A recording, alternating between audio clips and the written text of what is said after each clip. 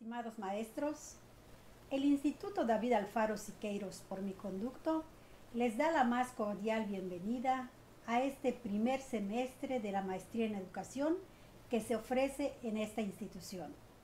Una servidora, doctora Alma Guadalupe Góngora Magaña, estará a cargo de la asignatura Habilidades Docentes, que en esta primera sesión tiene por tema la microenseñanza. Esta presentación va a constar de dos partes. La primera es la especificación o la clarificación de los conceptos relacionados con la microenseñanza, y la segunda parte se relaciona con la actividad que van a realizar y el producto que será resultado de los aprendizajes obtenidos. Con esta idea, iniciamos. El objetivo de la asignatura es que ustedes, como maestrandos, logren identificar las herramientas que les permita desempeñarse de manera efectiva en la práctica docente. Con cada una de las sesiones se irá fortaleciendo ese desempeño docente que se requiere. En esta primera sesión, como les decía, trabajaremos con la microenseñanza. Y para esto lo que vamos a hacer es relacionar el aprendizaje de ustedes como maestrandos participantes y la enseñanza que deberán realizar con sus alumnos para poder fortalecer la práctica docente en cualquier nivel en el lugar en el que se desempeñen. La asignatura consta de 9 unidades. En esta primera sesión trabajaremos únicamente la primera unidad, que es la microenseñanza. Esta unidad tiene 6 temas. El primero es la enseñanza, luego el concepto de microenseñanza, los propósitos de la microenseñanza, proposiciones principales de la microenseñanza, evolución de la microenseñanza a través del tiempo y, para finalizar, habilidades técnicas de enseñanza.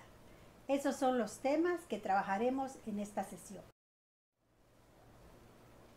Iniciaremos por aclarar a qué nos referimos con microenseñanza.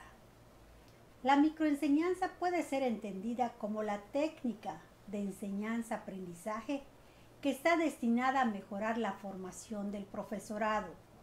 Es decir, es una técnica que va a servir para mejorar el proceso de enseñanza-aprendizaje que ustedes realizan en su salón de clase.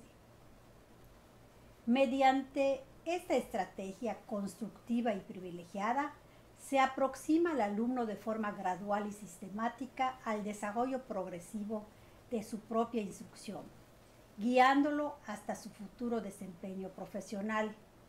La microenseñanza se puede dar tanto en el proceso de formación inicial como docente, como en la práctica, es decir, con los docentes que ya están trabajando, ya están en el campo laboral. El origen de la microenseñanza. Muchos autores coinciden al decir que se inició en la Universidad de Stanford en 1963, gracias a la preocupación de un grupo de investigadores de la educación y un grupo de formadores de maestros. Esta estrategia se creó con el fin de abatir muchas de las deficiencias que se estaban dando en los programas tradicionales para la formación de los maestros. En un inicio, se puede decir que se usaba de manera preferente la simulación y la improvisación. Pero claro, con el paso del tiempo, se fueron ampliando el número de destrezas que se trataban de mejorar. Y es que, como está sucediendo ahora estamos en una etapa en la que estamos tratando de mejorar, pero nuestras habilidades digitales, porque la realidad así lo está pidiendo, porque la sociedad actual así lo requiere. La metodología de la microenseñanza consiste en que el maestro participante se grabe al poner en práctica una planeación, una actividad, Y esto queda como evidencia para que él se pueda ver y se pueda escuchar y entonces sus compañeros lo puedan evaluar y él mismo se pueda evaluar en los aspectos que tiene considerado que debe mejorar. El propósito de la microenseñanza. Se puede decir que es abordar los diversos aspectos del proceso pedagógico en los que los docentes tienen mayores dificultades. Aquí podemos ver dos aspectos muy importantes. Se trata entonces de eliminar las deficiencias en los programas de formación docente y procurar la mejora continua de ese proceso formativo. Dentro de esto podemos destacar tres conceptos que son medulares para la formación docente. Primero, el carácter teórico y conceptual del cual deben de tener dominio. Y por supuesto también la técnica para enseñar y ese aspecto humanista que se maneja en los programas actuales de poder acercarse de una manera empática a sus alumnos. Esos son los tres aspectos o los tres ámbitos que se deben de trabajar principalmente en la formación docente. Las proposiciones fundamentales de la microenseñanza. Dentro de estas proposiciones podemos destacar 5 conceptos. El primero es la enseñanza, porque en verdad tiene que haber una enseñanza. Se trabaja de manera simulada, pero la verdadera enseñanza ocurre. Tiene que hacer la práctica el maestro. No como lo realiza en la cotidianeidad, sino que se trata de reducir la complejidad. De ahí que el siguiente concepto sea precisamente la complejidad, que consiste en disminuir las complejidades de una clase. Es decir, no va a trabajar con los 40 alumnos con los que siempre trabaja, no va a trabajar contenidos transversales, contenidos complejos, no va a trabajar los 40 minutos, sino que se va a ir adecuando a una complejidad accesible para el maestro. De 4 o 5 alumnos, con 10, 15 minutos, con un contenido muy accesible. Es decir, dependiendo de la técnica que vaya a fortalecer o a mejorar. El siguiente concepto es el entrenamiento y por supuesto que se trata de un verdadero entrenamiento porque tiene que haber una práctica de las técnicas de enseñanza. Tiene que llegar al dominio de los materiales de clase y a la verdadera demostración de métodos de enseñanza y retroalimentación de las tareas. El control, este es muy importante. El maestro tiene que tratar de controlar diversos factores, como son el tiempo, la organización, la participación de los estudiantes. Si ven que se están entreteniendo, hay que cambiarlos de lugar, hay que buscar alguna técnica para captar la atención. Los métodos de retroalimentación, la revisión de tareas y muchos otros factores que pueden ser manipulados para mejorar su enseñanza. Una vez llegado hasta esta parte del proceso, se puede decir que cambia a una nueva dimensión. Se va a redimensionar, es decir, amplía el conocimiento de resultados y la dimensión de la retroalimentación de la enseñanza.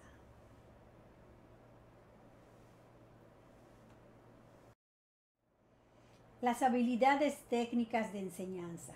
Este apartado me parece que es de gran importancia porque toma como punto de partida al alumno maestro y lo relaciona con las habilidades técnicas que debe de fortalecer.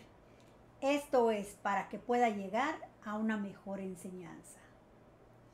Hay muchas más habilidades, solamente que en esta ocasión y para este caso tomamos 4.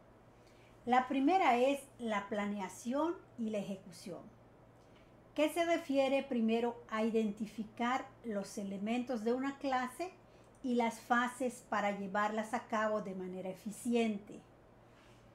Después tenemos la comunicación. Aquí se refiere sobre la forma como debe realizar su comunicación verbal y no verbal al dar su clase. Los estímulos. En cuanto a los estímulos, se hace referencia a las técnicas, tanto individuales como grupales, que se emplean para llamar la atención de los alumnos. Pueden ser lo que llamamos motivadores y no tienen que ser precisamente algo material, sino que a lo mejor un aplauso, una forma de reconocer el trabajo y el esfuerzo del alumno. Y por último tenemos el control. El control consiste en identificar en los alumnos cómo deben de ser organizados, cómo deben de ser tratados, cómo deben de comportarse para realizar o para participar en las actividades. Aquí, con las normas que se establecen en los salones de clase, se pudiera trabajar. Las técnicas de enseñanza. No es lo mismo hablar de una técnica a hacer referencia a un método. Hay muchos métodos. Aquí solamente tomaremos dos, que es el método pasivo y el método activo, para hacer esa clasificación de las técnicas de enseñanza. En cuanto al método pasivo, podemos relacionarlo con lo que caracteriza a la escuela tradicional. Una técnica es el dictado, otra podría ser las lecciones marcadas en el libro para aprenderse de memoria. Otra técnica podría ser la de preguntas y respuestas o bien cuestionarios que se deben reproducir de memoria.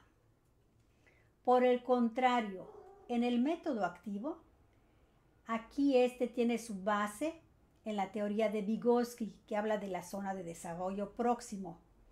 El alumno asume un papel activo y trata de llegar siempre a otro nivel por medio de estas técnicas. La primera podría ser el interrogatorio. Otra es la argumentación, los trabajos en grupo, estudio dirigido, debates y discusiones, técnicas de problemas, técnicas de proyectos y muchos más. Hasta aquí llegamos y pasamos con la actividad. ¿Qué es lo que van a hacer? La actividad consiste en hacer un cuadro reflexivo. Para esto deberán de leer el texto El maestro del siglo XXI, según el Banco Mundial, la modernidad, la globalización y sus demonios.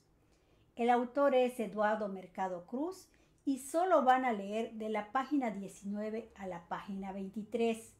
Este es el enlace donde está disponible el texto. Sin embargo, yo se los voy a hacer llegar a la brevedad posible. Bueno, ¿qué es lo que vamos a hacer? Van a tomar como base los conceptos del texto y los conceptos de esta exposición para poder elaborar un cuadro comparativo con algunas habilidades técnicas de la microenseñanza. Y después se finaliza con una reflexión. La reflexión debe responder a dos preguntas: ¿qué aprendí? ¿Y qué tipo de cambio quiero para la educación? ¿De acuerdo? No es solo el cuadro, no es solo la tabla, sino que van a poner al finalizar la reflexión. Un ejemplo de cuadro podría ser este.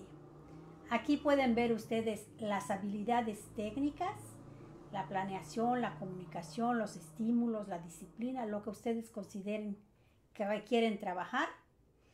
¿Cuál es su situación actual? ¿Qué cambio educativo proponen para esta planeación de acuerdo a la situación actual? ¿Y qué acciones se comprometen a realizar?